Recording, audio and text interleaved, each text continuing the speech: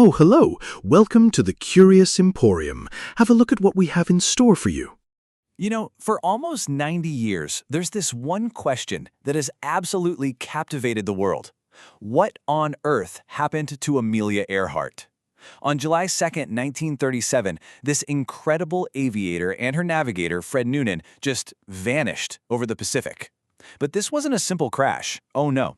This was the start of a mystery with clues scattered across remote islands, hidden in faint radio signals, and maybe, just maybe, buried in some top-secret files. Just listen to these words. We must be on you, but we cannot see you. Fuel is running low. These are some of the last haunting things ever broadcast from Earhart's plane.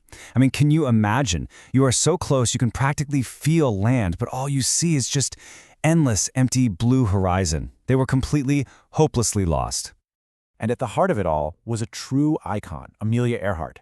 She was on the very last leg of her mission to become the first woman to fly around the globe.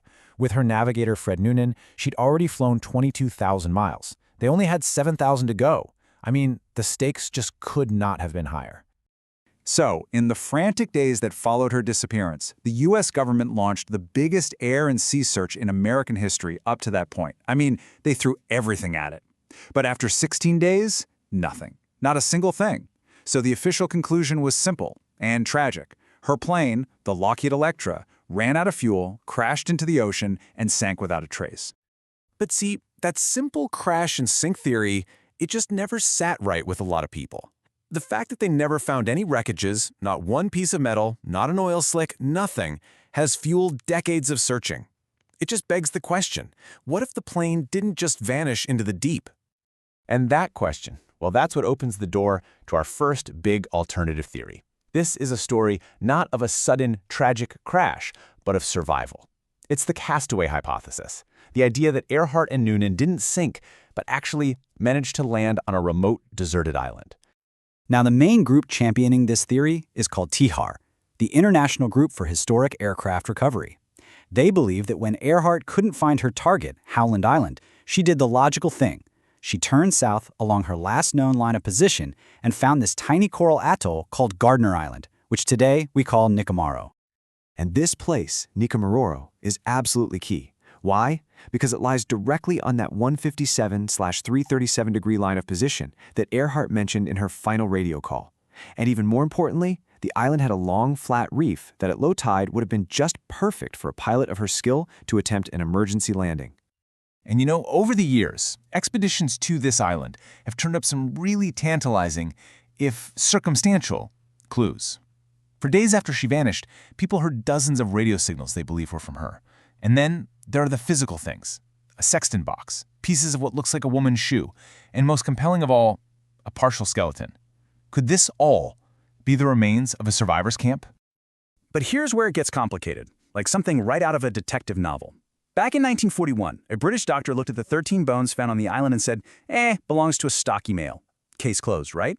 Well, decades later, modern forensic anthropologists looked at those same measurements and argued they were a much better fit for a taller woman of European ancestry, basically a near-perfect match for Amelia Earhart.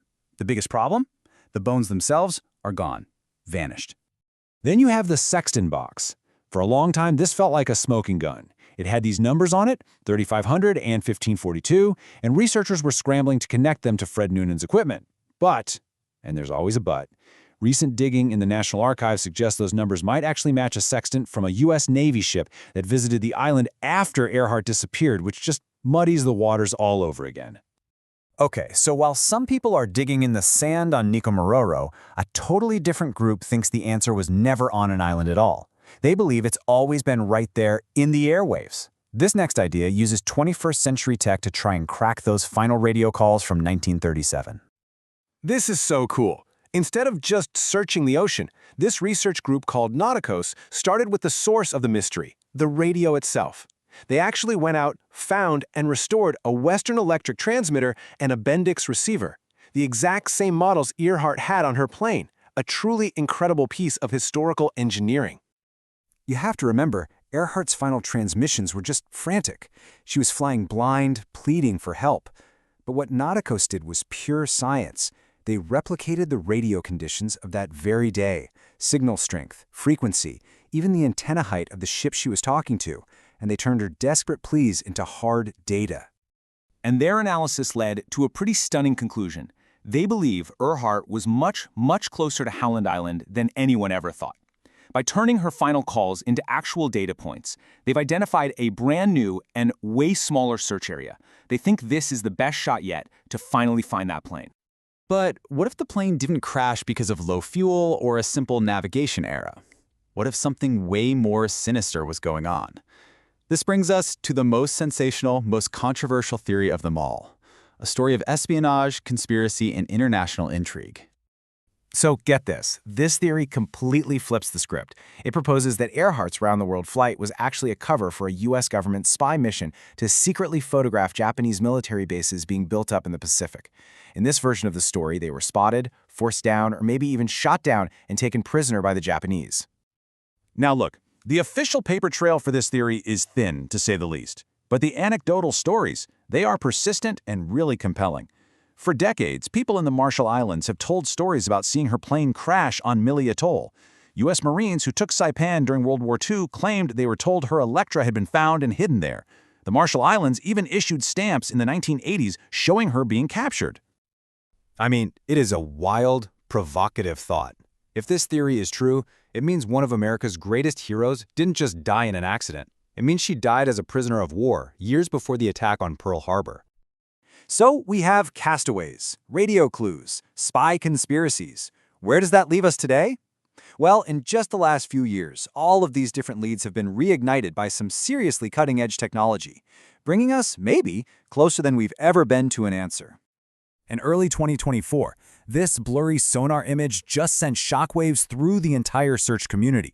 An ocean exploration team called Deep Sea Vision, using a really advanced underwater drone, captured this scan near Howland Island, and well, to a lot of people, it has an uncanny resemblance to the unique shape of Earhart's Lockheed Electra. The sheer scale of the challenge here is just breathtaking. This object is sitting on the ocean floor more than 16,000 feet down. To put that in perspective, that is deeper than stacking 12 Empire State Buildings on top of each other. Just confirming what it is will be a monumental task. And at the exact same time, the castaway theory is getting its own high-tech update. Researchers backed by Purdue University, where Earhart actually used to work, are planning a new trip to Nikomaro. They're chasing an anomaly they spotted in satellite photos, something they call the Taraya object, which they think could finally be the wreckage of her plane on the island's reef. And yet, for every exciting new lead, a dose of reality always keeps the final answer just out of arm's reach. That sonar image, it could just be a weirdly shaped rock formation. That Taraya object, it vanished under shifting sands before anyone could go check it out. And all of Tyhar's compelling evidence, it's still stubbornly circumstantial. So here we are. We have multiple active searches, guided by theories both old and new, and they're all powered by technology that would have seemed like science fiction back in 1937. We might be closer than ever to finding an answer. But the real question is, after almost a century of silence, is the ocean finally ready to give up its greatest secret?